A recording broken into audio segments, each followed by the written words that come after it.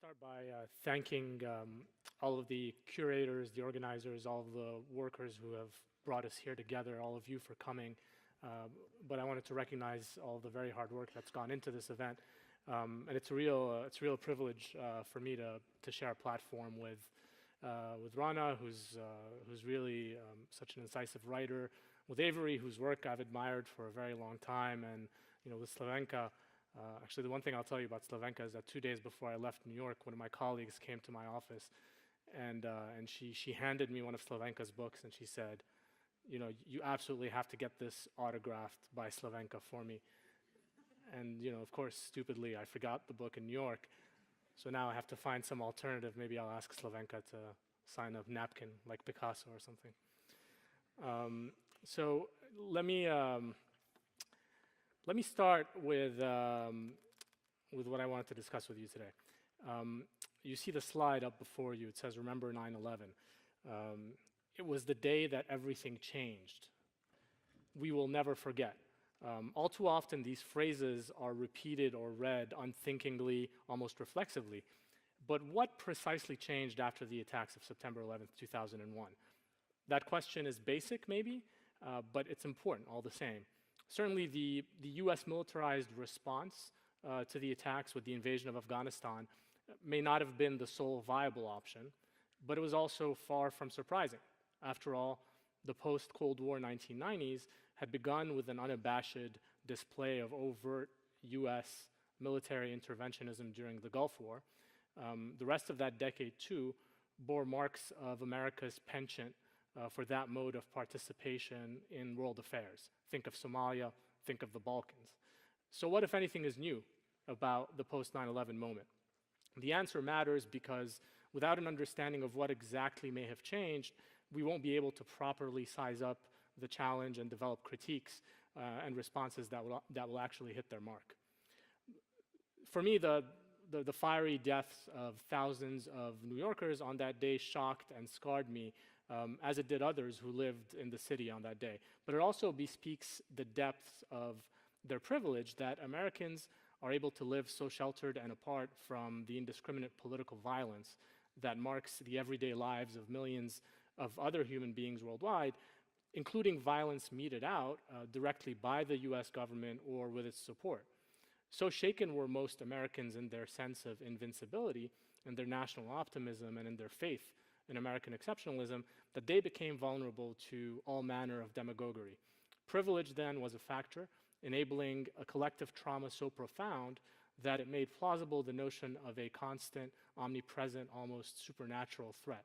In turn, this made mythical prospects of total security particularly appealing to the public and to officials alike. It's important to pause here and to caution against that species of conspiratorial thinking which conflates outcome with intent or design.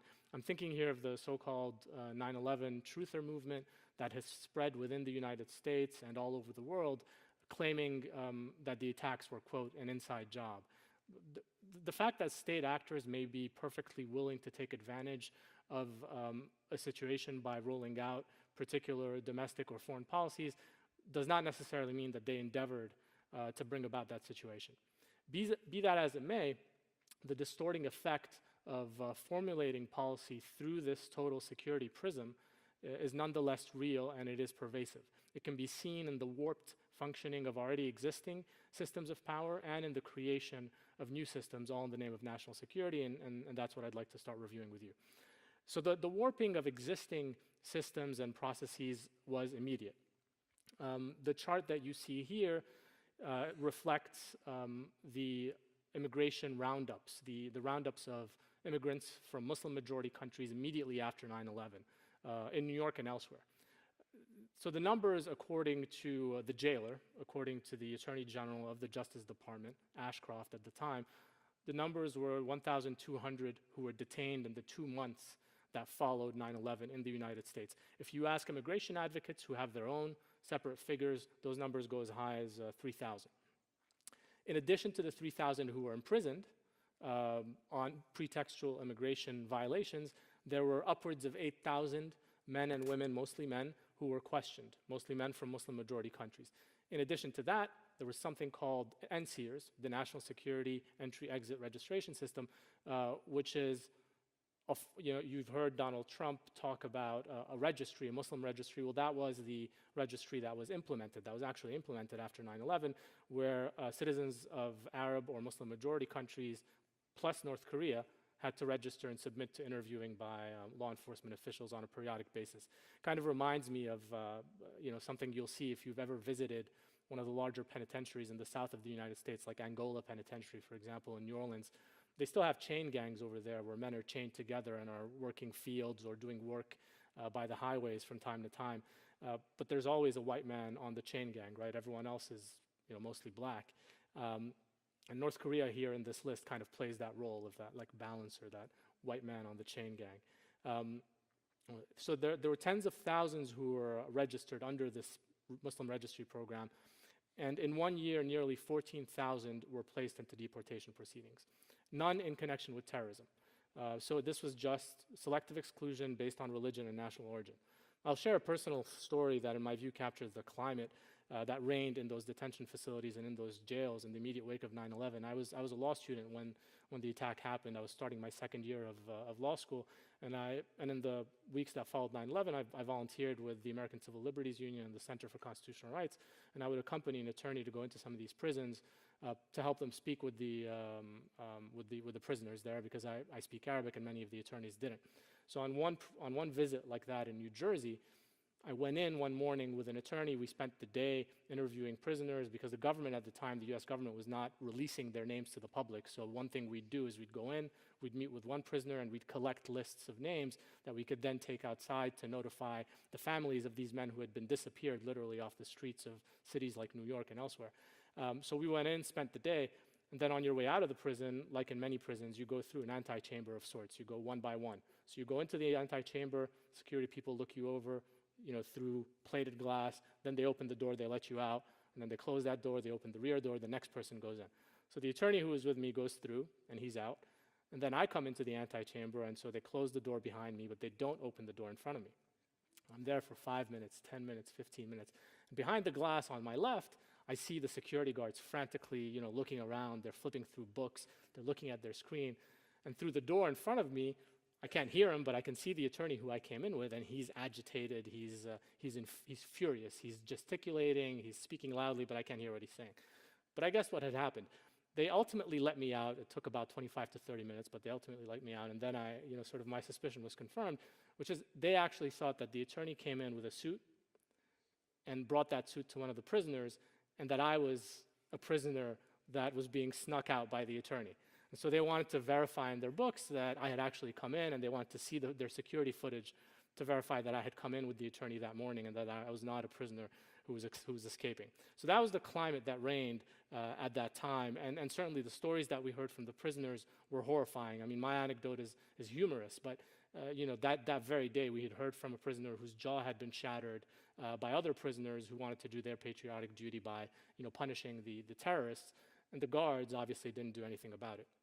So another major expression of 9/11 warping is found in the US national shift towards a sharply preventive law enforcement paradigm, which supplanted the sort of conventional, mostly retrospective model.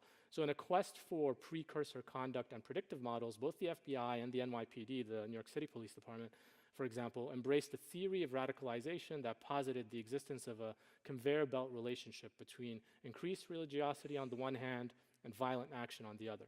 At the federal level, the FBI's race and religion-biased questioning campaign, which began right after 9/11 in Muslim-majority communities, continues to this day. As of 2008, the FBI no longer has to demonstrate a criminal predicate to an investigation, which effectively gives the agency the authority to spy on anyone it wishes for as long as it wishes, even if that individual has never committed a crime or is not even suspected of wanting to commit a recognized crime. According to government data, in the first 4 months after these rules were instituted in 2008, federal agents launched nearly 12,000 such low-level inquiries, which are known as assessments in FBI parlance.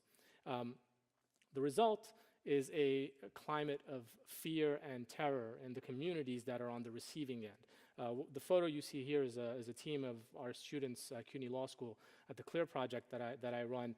doing a Know Your Rights workshop about what your rights are if the FBI comes to your home or to your place of work or to your place of worship and wants to ask you questions about what your political views are, what you think of the Arab Spring, what you think of the US war in Afghanistan, whether you're a moderate or a radical Muslim, whether you're a Shiite or a Sunni. So concern is so widespread in the communities that are affected that my students and I at CUNY facilitate rights awareness workshops just like this one every single week, and now after the Muslim ban executive order, it's every single day. Let me do something that might be helpful here. How many of you here have had the authorities, the police, show up at your home to ask you questions about your political or religious viewpoints? You can raise your hand. Okay, I thought at least some folks who had lived in the former East Germany might raise their hand, but I guess not. When we poll audience members about whether they know or have heard of someone being approached by the authorities in that way for questioning, or whether they themselves have been approached in that way in many of these communities that you see up on your screen, in American Muslim communities, most hands in the room will go up. And we do this every single time, just to get a sense of the room. And most hands will go up because everyone has either had it happen to them or they know someone to whom it's happened. So I want to sort of put you in that moment. I'm going to share with you now an audio recording that was made by one of our clients when the FBI came to his doorstep. So what you're going to hear is that interaction between our client, who's recording on his phone, and the FBI agents who are at his door, who want to question him about his political viewpoints and about things that he's reading online and things that he had posted. So I cut this short. The recording actually goes on for 30 minutes. And it's really not an unusual experience. Actually, what is unusual about this experience is that this is a client who had situations like this happen to him before. He consulted with us. We prepared him for a repetition of that scenario, and so he's actually doing the right thing, and he's exercising his rights here. A lot of people who are in that situation come from countries where you don't say no to law enforcement and whose immediate reflex is to open the door, let them in, offer them tea, and answer their questions without a lawyer. And so And I want to highlight that US federal authorities aren't the only ones who are moving away from and stretching traditional modes of operation. The NYPD itself engaged, the New York City Police Department engaged in a vast domestic spying operation that targeted Muslims for surveillance, mapping, and infiltration. That operation stretched from the heart of New York City to the border of Canada by way of Connecticut, New Jersey, and Long Island. The program was as massive in scope as it was in ambition. In the name of total security, the NYPD treated basic acts of daily life as potential crimes, disregarding the privacy and the freedoms of speech and religion of many people. This was done with the help of former and current CIA officials, and it partially collapsed traditional barriers in the United States between foreign and domestic spying. I'll just give you one example of how the NYPD went about its business. This is a previously secret NYPD document that was leaked. They targeted certain ancestries of interest, which you'll see listed here. Again, all Muslim majority countries or countries with a large Muslim population, as well as, quote, the American black Muslim. So those were the communities that the NYPD focused on. These documents were leaked in 2011. One branch of the program sort of focused on these ancestries of interest and 28 predominantly Muslim countries. So the program yielded such gems of intelligence as the following, and this is a direct quote from another report that was leaked. Quote, a black Muslim male named Musa was working in the rear of the store, reported one covert operative canvassing Long Island businesses. Another detective saw fit to report, without a hint of irony by the way, that the Al Jazeera news network is not shown at a Brooklyn cafe. Here's a quote from that report. The Al Jazeera news network is not shown at this cafe because the owner feels it brings about extra scrutiny from law enforcement. This was the law enforcement officer who was there reporting on the fact that Al Jazeera was not playing, because if it were playing, the law enforcement officer would be there. So what all of this should make plain, I hope, is that it's important to discern the color of surveillance, so to speak, its disparate effects on different communities. Since 9/11, American Muslim communities have borne the brunt of these particular policies, but there's a lot of continuity. If you go back to the 60s and 70s, to COINTELPRO, to the focusing on African American, Black Panther activists, civil rights activists, there's a lot of continuity there. To members of those communities, the methods and tactics of surveillance signal that in the government's view, one can only choose between two postures: being compliant or being a threat, serving as an informant or being a terrorist. Either way, as a Muslim in America, one is always a target for cultivation or for surveillance. We actually sued the NYPD. This was the day that we announced the lawsuit on behalf of a number of mosques and clients alleging constitutional violations. The lawsuit was filed in 2013, And it was just settled this month, actually, with a set of rules that hopefully will prevent that kind of spying by the NYPD. The FBI is a completely different matter, but at least as far as the NYPD's ability to spy on religious and political activity, as a result of this lawsuit, there are now limits that are unprecedented. And there's a civilian representative who's also going to be installed within the NYPD's Intelligence Bureau and who will have the power to report to the court, to the federal court, any violations that he thinks violate the rules or violate the Constitution. So in addition to the distortion of these existing systems, 9/11 warping finds another major expression in the development of entire systems that are geared towards the exercise of control and domination. I just want to highlight one text for you here. This is the Authorization for Use of Military Force that was passed by the US Congress a week after 9/11. The relevant text is the one that you see here. Some have referred to this language as the 60 words that changed the world. Specifically, the words all necessary and appropriate force that you see highlighted in red, those are the terms that have been interpreted expansively by the US government since 9/11. So when you think of, for example, Guantanamo, right? This is the sort of symbolic picture of Guantanamo taken on the day that the first plane arrived on January 11th, 2002. The imprisonment of these men at Guantanamo, of the clients that I've represented with my students since 2005, is justified based on that text that I showed you earlier, that part of the AUMF, sort of those few words among the 60 words. And if you think about the global detention network that the US government stood up, that Avery was talking about earlier, not just Guantanamo, but Bagram, Abu Ghraib, the CIA black sites, all of that is justified under those same 60 words. And the 41 men who remain at Guantanamo today out of the original roughly 800, again, 15 years later, those men's continuing detention is defended in court by Bush administration lawyers, Obama administration lawyers, and now Trump administration lawyers, based on the authorization for use of military force, based on that same language that I showed you over there. This is one of our clients, Mr. Ahmed Al Darby, who remains there today. He was brought to Guantanamo pursuant to the authorization language. He remains there today. I met with him in January, and I'll meet with him again next month. I started representing him in 2008. So just to give you a sense of how long this ordeal has been going on for these men and their families. Mind you, the US government relied on Mr. Al Darby as a witness in its own court-martial of a soldier accused of torturing prisoners at Bagram. So that tells you something, because a lot of times the torture narrative is contested by official actors. Well, here, I think this was clearly an example of even the US government acknowledging the validity of what Mr. Al Darby experienced. This is the team that represents Mr. Al Darby before the military commission at Guantanamo. So myself, one of our students, and military lawyers and paralegals. The military commissions, by the way, at Guantanamo, despite their superficially recognizable shell, are a novel construct in substance and in operation. They cut corners and they deprive defendants of rights that they would normally have in a regular military court or a regular civilian court. They've been referred to, I think rightly, as a kangaroo court. Think also, but beyond Guantanamo, you should think also of the CIA's dramatic foray into what they euphemistically refer to as kinetic action. So when you think about the use of armed drones, I'd like to stress that it was under President Obama that particular policy, that particular projection of force was embraced, normalized, and expanded. President Obama, in his first 2 years in office, used drone strikes more than President Bush did in all 8 years.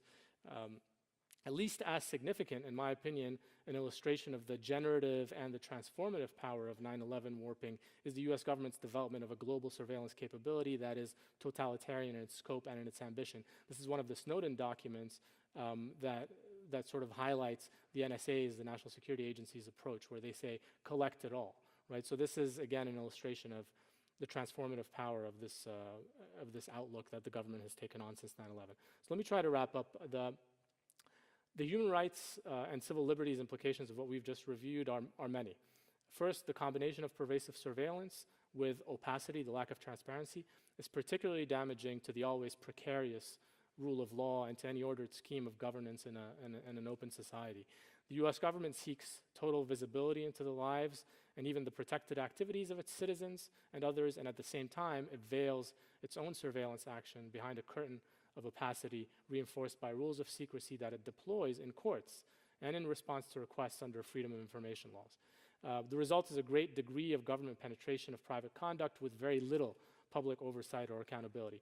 We're reminded that even an independent judiciary may not shine in times of real or perceived crisis. For those individuals who are affected by the warped policies and practices that we've just seen, to the extent that they enjoy any access to US courts, it quickly becomes apparent that whatever recourse or remedies they have or may have been available are also themselves warped and diluted. Staying on the topic of surveillances, legal challenges must contend with the toxic combination of discretion and deference.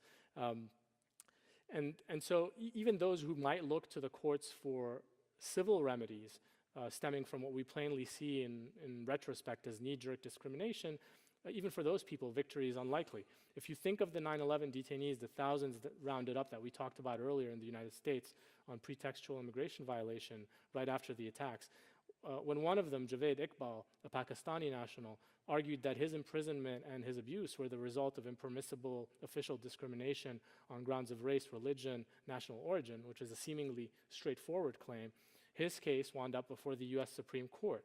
And I want to show you part of that decision that I think is relevant, because the justices did not deem, I mean, even though I said it was straightforward, the justices didn't agree. They didn't deem his claim of discrimination to be straightforward. And in fact, they thought it was implausible to ascribe discriminatory intent and motive to official decision makers. You might ask why, and the answer really is here, because the September 11 attacks were perpetrated by 19 Arab Muslim hijackers. It seemed to matter little to the justices of the US Supreme Court that while the hijackers were Arab Muslim members of Al-Qaeda who were present on US soil with valid visas, Mr. Iqbal was a Pakistani, not an Arab, with no demonstrated ties to any militant group, who was in the United States trying to make a modest living as a cable repairman. In dollar and cents terms, these various expressions of 9/11 warping amount to a vast investment by the intelligence military industrial complex in domestic and international wars on terror.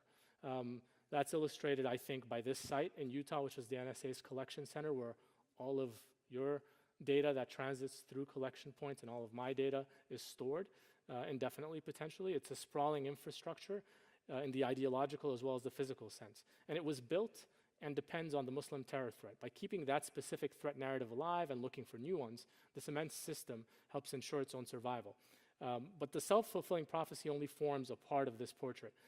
The expansive infrastructure of the wars on terror has spawned ideologies and approaches that wield considerable transformative potential themselves on a systemic scale. As we saw, CIA and NSA are now employed domestically in the United States and internationally to perform policing functions, and of course internationally, they act increasingly in a military way, identifying human targets, operating drones to drop bombs in so-called kinetic operations. At the same time, politicians and a segment of the public in the US clamor for a greater military role in domestic affairs, in domestic law enforcement affairs. They defend the prison at Guantanamo, they promote the use of military commissions, and they press for the military custody of domestic terrorism suspects. What has grown organically out of this vast, complex, and global web of post-9/11 policies begins to resemble an internally coherent project of excluding, exceptionalizing, and eliminating Muslims for political and monetary advantage. It should come as no surprise that concrete material factors promote the proliferation of ideologies, including racism, of course. Historically, in the United States, identifiable constituencies stood to gain from slavery and from the elimination of the land's original native inhabitants. That material reality set the stage for the spread of a racist white supremacist ideology that enabled and continues to enable and legitimizes the pursuit of those material interests. That the ideology may outlive the specific economic interests that it originally arose to serve, that it may take on a life of its own, rooted in the hearts and minds of poor and powerless people who stand to gain nothing economically from its adoption, is hopefully far from a controversial proposition. Certainly in today's world, shaped as it is by America's 21st century wars, narrative that posit a constant, grave, and gratuitous Islamic threat, one born of pure hatred and not political grievance, are fundamentally useful narratives. They justify and bolster expansionism, militarism, and the projection of US power in foreign lands. Simultaneously, these narratives neutralize, to a great extent at least, the systematic questioning of power that might lead to a coherent and broad-based critique of US foreign policy. So let me close with the following, I promise. This is a snippet from a news report. Sorry about that, Rana. Sorry. So this is a snippet from a news report about the head of the Transportation Security Administration. This is like the agency that runs airport security, getting fired. So, you know, you'll see here the reason why this person got fired, right? Follows media reports that checkpoint screeners failed to detect mock explosives and weapons in 95% of the tests that were carried out by undercover agents. So they fired the head of the TSA. I find this to be, you know, a pithy and elegant demonstration of two things, two propositions. One, that the so-called terrorist threat to the United States is exaggerated, and generally that, two, that total security is itself a myth. That realization of the unattainability of total security suggests two possible paths for us all. The first would be to keep feeding the beast, to give carte blanche to the US government and to other governments in Europe and in the rest of the so-called first world, jeopardizing the lives and prospects of countless people who find themselves on the receiving end of these policies in the United States and elsewhere. The alternative that I want to raise, that I want to leave you with, is the following. The parties with an interest in the preservation and entrenchment of our warped status quo are organized and they are well resourced. If there is any hope of overcoming them, we must first understand and persuade others that the main guarantor of our individual and collective safety is often not any government, but really the goodwill of others. And I'll stop there because I've really gone over. Thank you.